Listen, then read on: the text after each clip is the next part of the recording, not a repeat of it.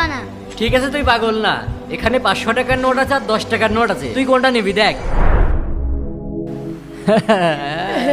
দেখাবা? আমি তো 10 টাকাই নেব, এটা আমার প্রিয় নোট। এই দেখ দেখ পাগলে কি করে। ঠিক আছে, যা যা।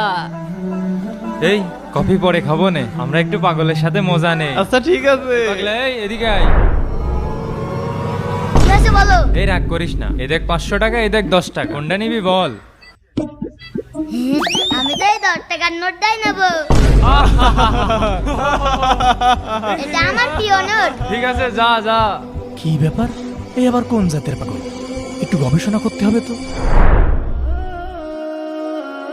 আরে এই পাগল এখানে কি করছে?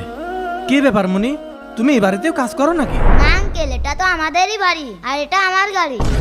কি বলো?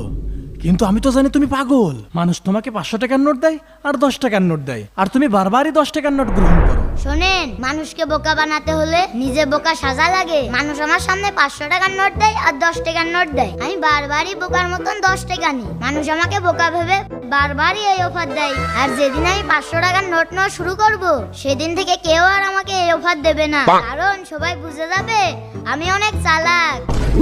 क्या सोच है रे तेरी? सुनना पड़ेगा।